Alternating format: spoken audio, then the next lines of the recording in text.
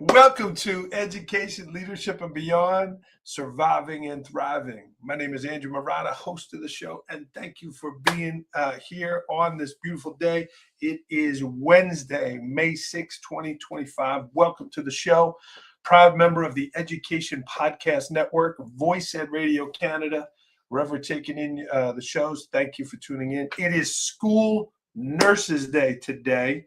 Nationally, and it is also Teacher Appreciation Week. So I would like to give a shout out to all of my Port Jervis people, our school nurses, our teachers. We've been doing a lot in our district to celebrate teachers. They need to be celebrated more. It is one of the hardest jobs out there. So many different things happening in and around the day.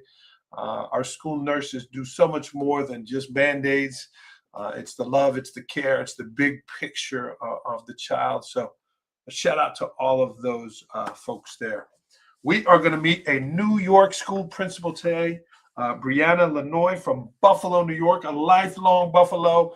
It's the home of the famous Buffalo Bills. I grew up a Giants fan, Brianna, but New York football, thinking about Buffalo and all that's there. She has an incredible story. If you Google her name, there's national news that are going to come up. So I don't want to give it away, but cool things are happening at Buff Sci 2 Elementary School.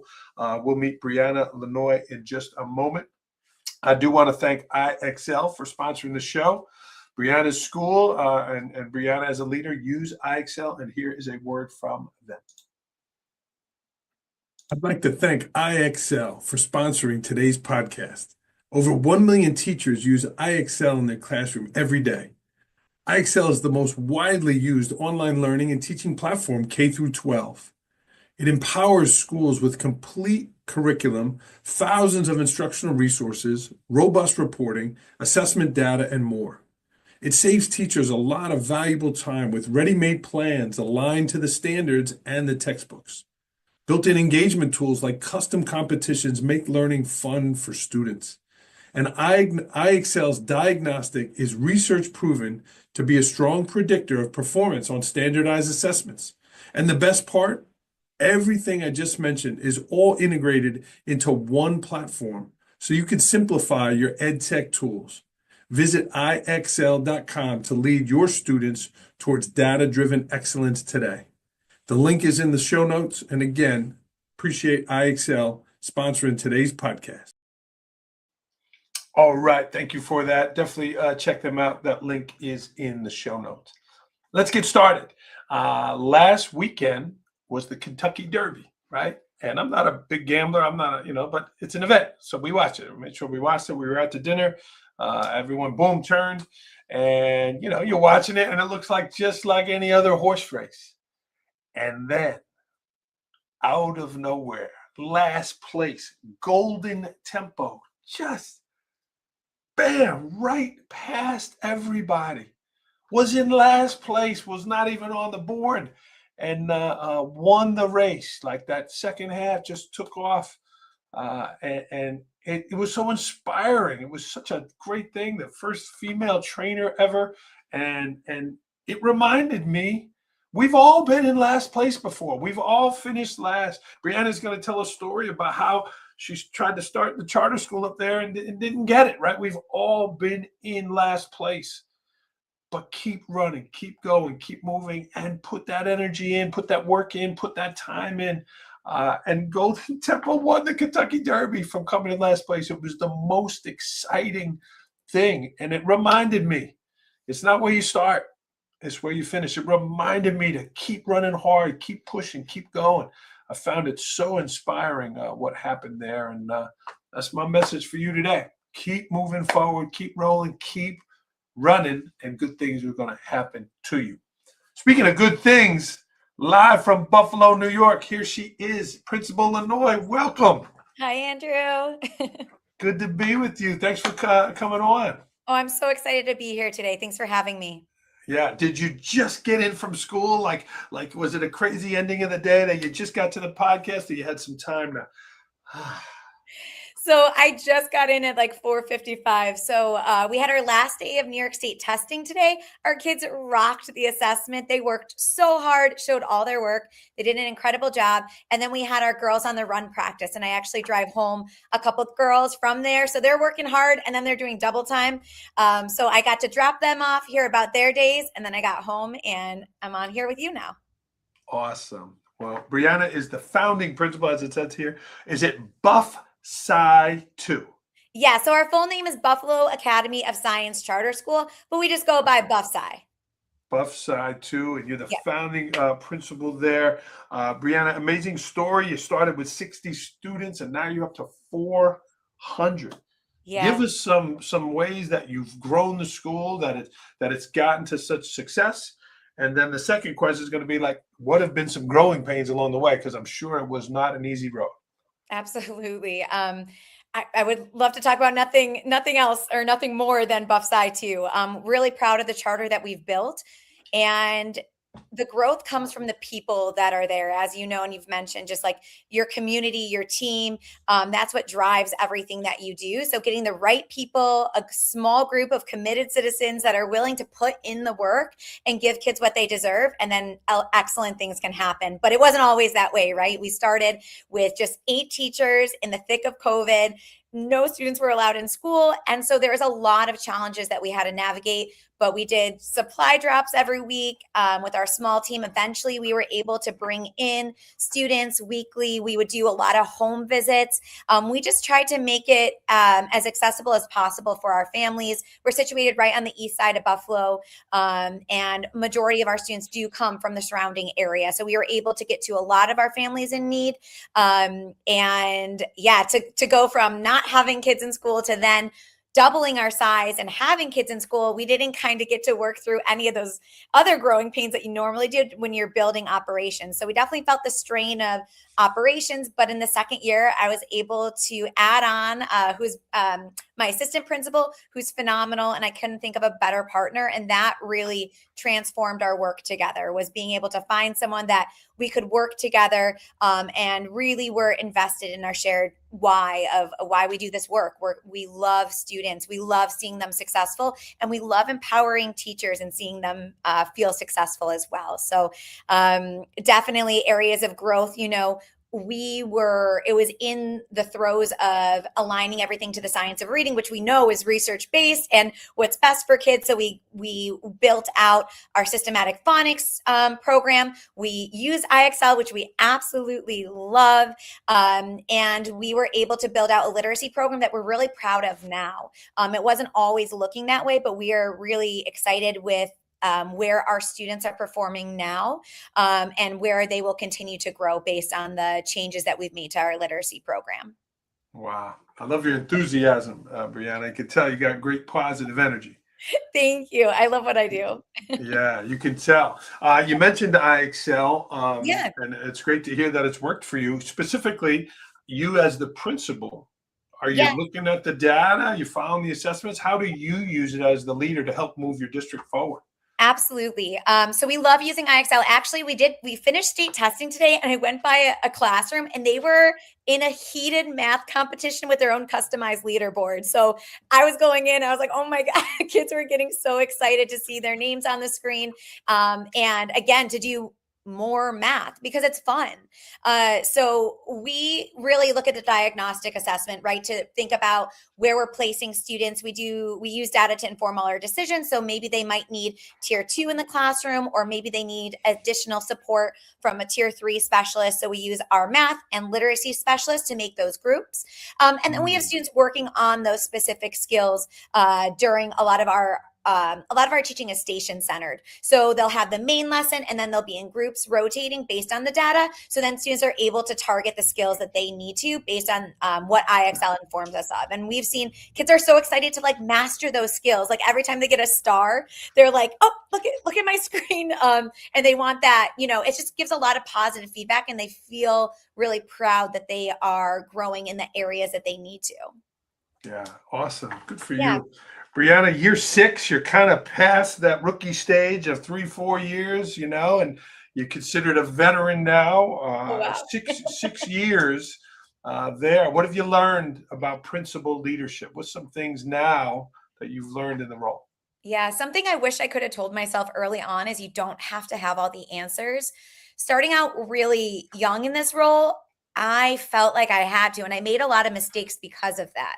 I felt like I had to know all the answers and I had to have the solution and I had to go into these situations or else I might not be taken seriously or people might question if I, knew what I was doing just because I was a first year principal and I was young for the field.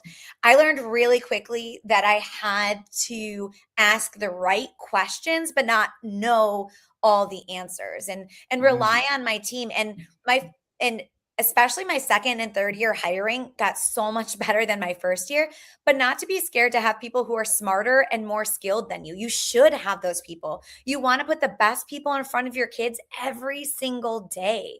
And so you might not have all the answers, but what I love, and I know I don't have all the answers, I know my team does. And I know that they're willing to work and collaborate to come up with a solution. So I never fear going into work like I used to my first year that we won't be able to figure it out because I know with the team I have right now that there's literally nothing that we can't do for kids. Great answer there. Principal Brianna Lanoye, Buff Sci Charter School in Buffalo. My friend Matt Hodge from Alabama gives you a shout out. And congratulations there. Yeah, he's a former principal. Brianna, I asked you about your day in the show notes here, and I love what you wrote here about the gratitude power hour. Yeah. Is that something you schedule a couple times a week? Is it on your schedule daily? Tell me about the gratitude power hour, what it does for you, and what does it do for your people? Awesome. Yeah, this is something I started in year 3, and it's really transformed the way I'm able to appreciate the work that we do. I think naturally we get bogged down by the challenges or areas we could have done better, but there's so much to celebrate. And I tell this to our teachers too. Each day, there's of course going to be things that could have gone better, but you gotta live in those moments where there was success because there's so many beautiful moments each day. So we try to capture that with a couple positive messages each day or shout outs to our teammates. So how that works for me is I schedule it weekly. I do 1 hour and I really try to be alone for this and just kind of like zone in. And I'm either writing cards. I am checking in on the shout outs. So we do weekly shout outs. So I'm making sure that I've hit all the shout outs for that week. If I haven't, I might drop a quick text message to a teacher. Or to parents. I really take this opportunity to thank our parents. I am so grateful for the partnerships that we have with our families. We can't do this work without them. So making sure that those elements all exist in there. So like our teachers as well as our family partners and making sure. And honestly, something I started last year, which I should have done sooner, was thinking about our students as well. I get as a teacher, as an admin, you get lots of cards and you don't always keep track of them. And there's things that happen to them throughout the day. But the fact that a student took the time out of their day to just write you a card that says, "You rock," and drawing a little circle on it, that means the world. So making sure that we're giving those shout outs to our students as well. Maybe I'm messaging the family saying how grateful I am for their child, or I might make a little card for the student or just schedule in time in my day to thank them. For instance, I got this bracelet, a friendship bracelet from a student. And I didn't read it till later. She's like, "I made it for you. It's a friendship bracelet." And it says, "Cow, fish, egg 99." So the next day, very creative, I checked in with her and it was just like this funny little moment where she told me her little brother told her what to write and she hopes I love it. And I do. So just making that time, I find it easier when it's concentrated because there's so much that happens. But if you can lock in on a solid time to reflect, I find that it goes a lot longer. Yeah, awesome. Brianna, sometimes I want to do those things, right? I want to make that time for me and joy. And then it's like, I got to do this other stuff. How do you protect that hour? Like, no, I'm not doing that report. No, I'm not calling that person back. I want to do this. How do you protect that hour, which is a great idea? That's a good question. I pair it right after my workout on the weekend. So I actually am training for a high rocks competition with my assistant principal. Like I said, a wonderful partner. So we work out and then I get home and I lock in. I don't only lock into like my gratitude power hour. I have my like weekly meeting with myself or my checklist that I'm doing as well. So I make sure that that time is blocked off. Now, sometimes something scheduled like a shower or an event, a student event, like one of our students has a cheer competition this Saturday. Then I just swap it with Sunday. So I make sure that that time is carved on the weekends though. I find that to be the most reflective when you can step away versus during the week. I do struggle to carve out those times because there's so many more pressing things in the moment. But on the weekends, I know that I can commit to that time. Awesome stuff. If you're a principal watching this, it doesn't matter what your role, really. That Gratitude Power Hour, very cool there. Brianna, one of the things you have coming up, you were selected. Congratulations. You are the commencement speaker at Niagara University, upstate New York. Yeah. Big time. I mean, that's a huge deal. Tell me about that selection and then certainly your preparation for the event. Sure. I'm still in shock, quite honestly. It's speaking at this magnitude is something that I never really thought would be within my wheelhouse, but I'm so excited to be a part of it. I am an alum, so I went to Niagara University. Oh, that's good. And I enjoyed my time there. I worked for Niagara University. I got an advanced cert. So I actually graduated with my theater performance degree, my BFA. And then I went into education later. So I had like a year off and then I went into education and I have never looked back. And so throughout that process, we also were able to partner with Niagara to offer advanced, like a micro credential in teaching English to speakers of other languages. So we serve a huge immigrant and refugee population in Buffalo. It's what makes our school so beautiful and so diverse. And we realized that a lot of us don't have maybe the education courses in that because it's very specific. So Niagara partnered with us to come to our campus and to offer that for our teachers. And 12 of our teachers took advantage of it. And actually 3 of our teachers are graduating with their masters in TESOL next week. And I'm so excited to be there to cheer them on. But that relationship, just continuing to connect with them and partner with their organization. I don't know exactly how my name got brought up, but I think that just because of the continuing partnerships and they have a very similar community service oriented mindset that we try to bring to our school as well. Yeah. Good luck. When is it? It's May 16th. I'm really nervous. Okay. And talk to me about the preparation. How are you preparing for such an event? Yeah. I mean, this has been one of the areas where it's just kind of one of those mindsets, like you got to get started. Like I would find myself like thinking about all these different ideas and what it could look like or what it would sound like, and then getting really nervous. And I'm like, you just have to start. You just have to write. You just have to do it. And I think oftentimes there's obstacles in our lives and it's just like, just get started. The fear is like what's stopping you. So I just started writing. I finally got over it. I'm like, I'm just going to write and write and write. And I wrote on Post-its in my journal, on my laptop. Like I just kept writing and tried to synthesize it.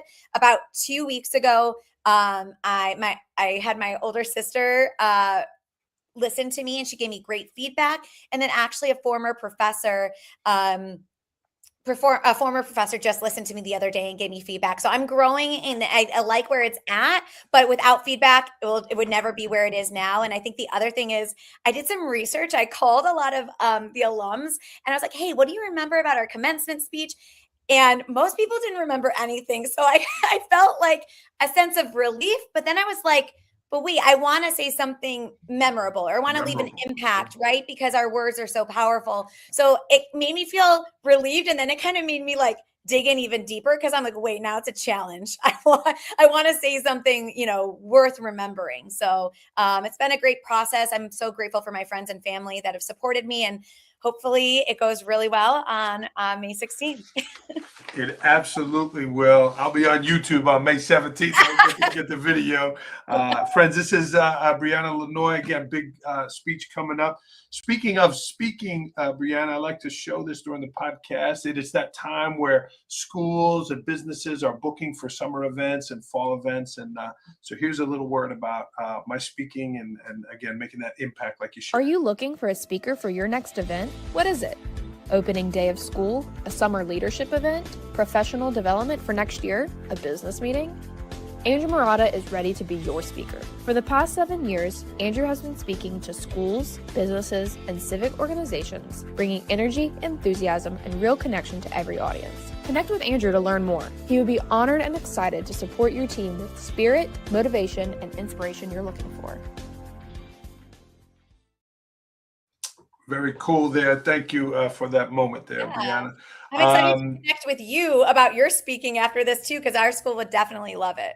Yeah, absolutely. Brianna, we met. I saw you on the national news. Like full disclosure, I'm watching the CBS on the road, and then here's this story, and I'm like, oh my God, wait, New York, wait, and what happened? And friends, again, the link is in the show notes. But if you Google Brianna Lanoye, Buffalo, Buff Sci, wedding, you had an amazing thing happen, and it's a beautiful story. I was so happy to stumble upon it, and thank you for responding to come on the podcast. But tell me what happened with this wedding.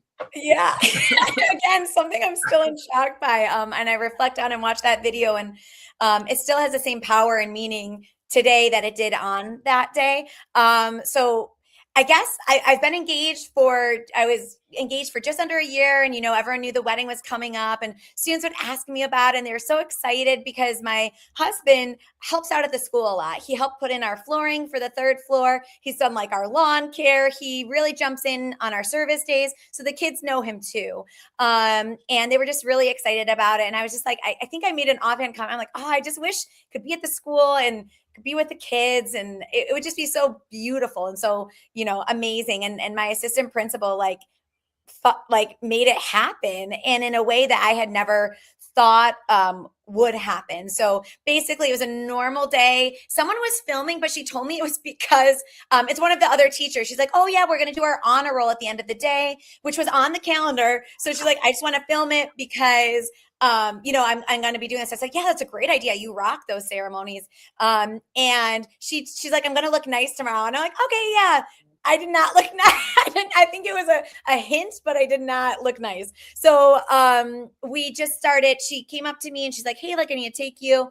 And Zach had dropped off some clothes for me, unbeknownst to me. And I changed. And when I came down the hallway, I didn't see. So we have a huge campus at our school. We're very grateful. We have almost 10 acres of land on the east side of Buffalo. Our students. Oh, wow. We're in an old monastery, and it was completely gated in, and it's just it's a sanctuary. It is gorgeous. It's the perfect place to learn. So much natural light and land for our kids to explore.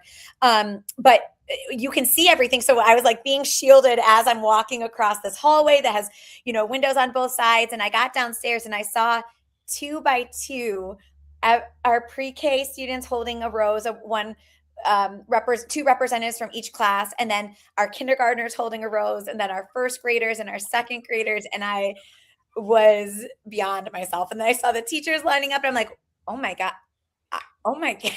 this is a huge production. And there were balloons, and there was an aisle, and all the kids were already outside. And I just remember seeing them, the procession. And when I opened that door, the kids were just, I'm going to cry.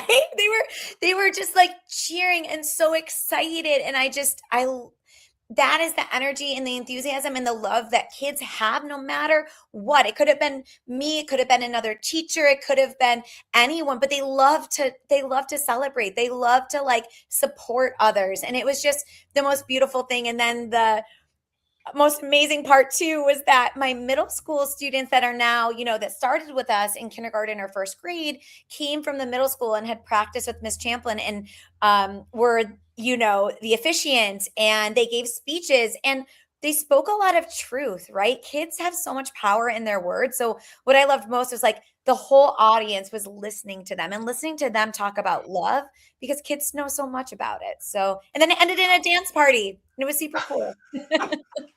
Friends, the link is in the show notes. Definitely check it out. It's a quick Google search, and it went everywhere. Had you already been officially married No. So this happened before. Yeah. And I made the joke that now if I knew that was happening, I may not have had the actual wedding, because we ended up planning our actual wedding in the backyard because we didn't have a place. So I got really married 2 weeks later in there, and we did have some students in our ceremony, which was really beautiful, but I couldn't have everyone there just because of the capacity of everything. But yeah, so it was a good dress rehearsal.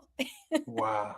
What a beautiful story. And Brianna, how did, great things happen a lot of places. How did this get momentum and get on the national news, get in People magazine? Like, you became a celebrity. Like, how did it get there? My default is our kids are awesome, and people love a feel-good story. And that's very true. Like, our kids were so captivating in their enthusiasm and their engagement.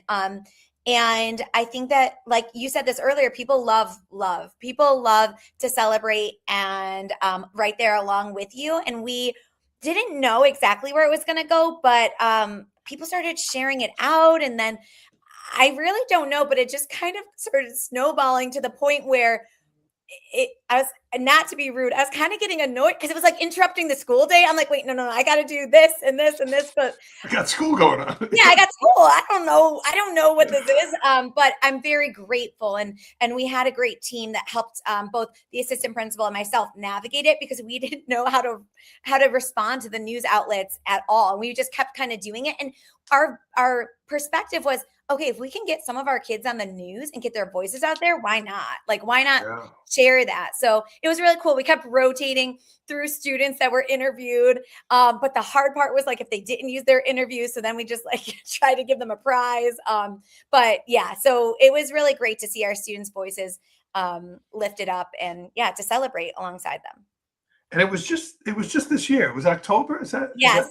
It was just this year. Wow. Oh my God. So emotional. Oh, absolutely. And so you had one heck of a fall. Yeah, it was. I don't know how, but we absolutely had a wild fall. It was energetic and just like nonstop. But yeah, here we are. Fantastic. And here you are, gracious enough to come on the podcast and talk a little more about it. Congrats to you and your husband. Congrats to the kids. I mean, to hear that it was a student-led ceremony is just, I mean, that's what the student-led is all about. And you even did it in the ceremony. Yeah. Right. Great idea. Great job. There's a lot there. And really cool, Brianna. Physical fitness is a big part of your life. You were a power lifter for many years, and now you're training for, what did you say it was? So I'm training for a high rocks competition now, which is like a hybrid. That? It's like CrossFit, but more running. So it's like 8 events, and then in between each event, you do a 1K. So there's like sled push, sled pull, rower, ski erg. There's kettlebell holds. There's burpee broad jumps, which are the bane of my existence. I cannot jump very far, so I have to do a lot of those.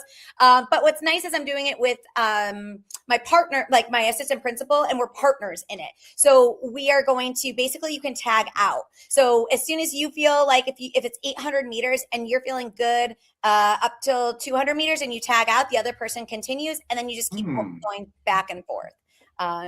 So really excited for that. Always love a challenge. I've been boxing, powerlifting. I did for so long. I have taken a little break to do this high rocks, and I hope to get back into it next year after these competitions. Yeah, high rocks competition sounds like a day at school as a principal. Yeah, basically. I mean, you're running, you're lifting, you're sprinting. It's the same. Yeah, we've been training for 6 years. Wow. It sounds like you have a tremendous relationship with your assistant principal as well.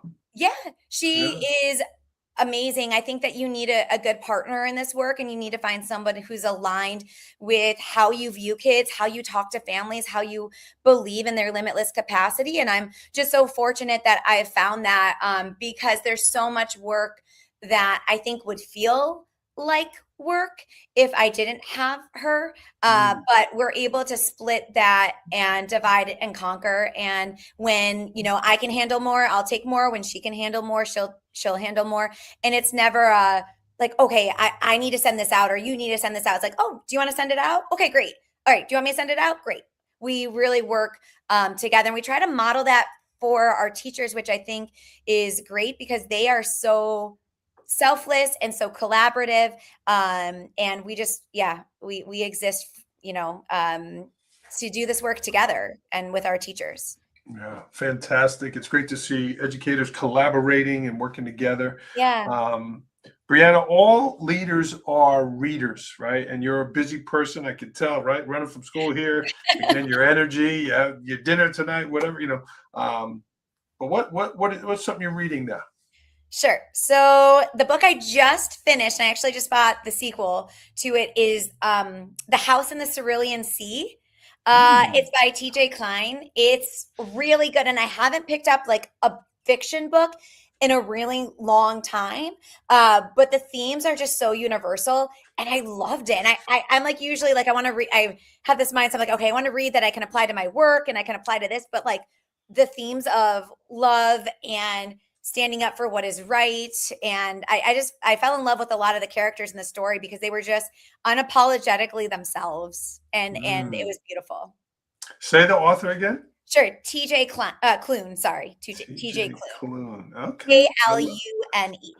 Okay. Awesome. And how do you make time in your busy day? You're exercising, you're training, you're loving kids.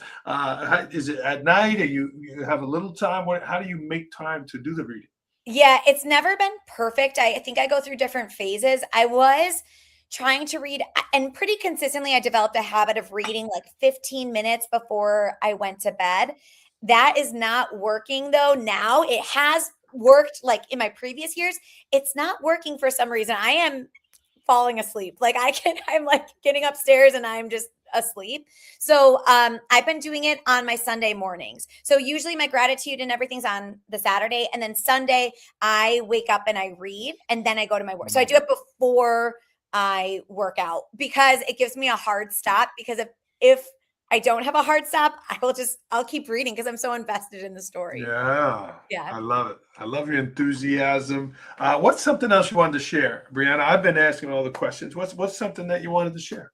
Wow. I feel like I've shared a lot. I think that one thing I would share is, oh my gosh. Now I don't know. Okay. We could come back to it. Yeah, maybe we can come back because we can come back to it. That's all right.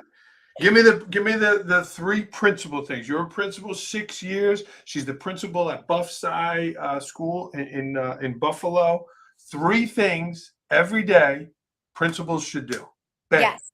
All right. First, greet every single student and every single teacher. If you have a school larger than the capacity that we have, because I know some schools are 800, 1,000 kids, split it with your team, but every single person needs to know that they're valued and they're seen when they come into the school.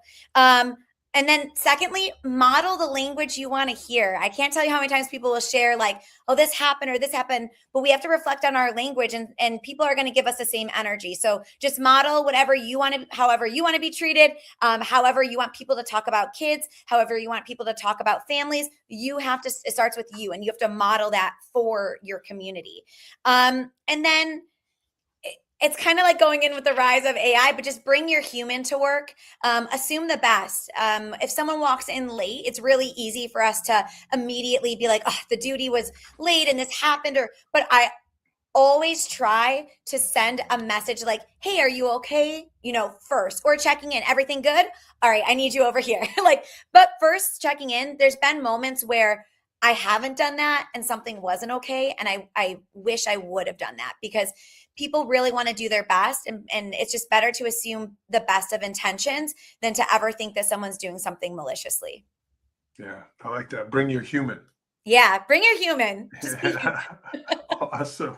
Friends, jump in the chat. Leave Brianna a positive comment. I know there's a lot of New York administrators that watch the show. But maybe you're in Alabama like Matt Hodge. So jump in and certainly give Brianna a recognition in the chat and definitely click on the story there. It is just heartfelt. It's a beautiful story. And I love to see the intermingling of education and your life. The fact that you are so beloved there that they wanted to be part of that. I know a lot of leaders that lead separate lives, right? They need that separation. Whereas I'm more of a fan of what you're talking about kind of blending the two and because that's who you are, right? That joy that you're bringing there and celebrating in a marriage. So good for you. Thanks so Good much. for you. Yeah. Well, let's get to rapid fire. I know you Okay. got, I'm sure, a lot on the docket. These are quick answers. First thing that comes to your head. Are you ready? I'm ready. Okay. Here we go. Last movie you saw. Zootopia 2. Last concert you went to. Rainbow Kitten Surprise. Okay. Last song you sang out loud in the car. Last Resort by Papa Roach. How do you handle the Buffalo cold? I don't wear a jacket and I pretend it's not happening. You don't wear a jacket? Not unless I'm on outside duty, but when I'm coming in and out, nope. I'm ready. I'm ready. I'm wearing a sweatshirt. Unless I'm on outside duty. Outside duty is different. Okay. The Buffalo Bills are fill in the blank. The best, but also I am wearing a Sabre shirt because we have our first game. We're second series. We're really excited, but yeah, Bills and Sabres are the best.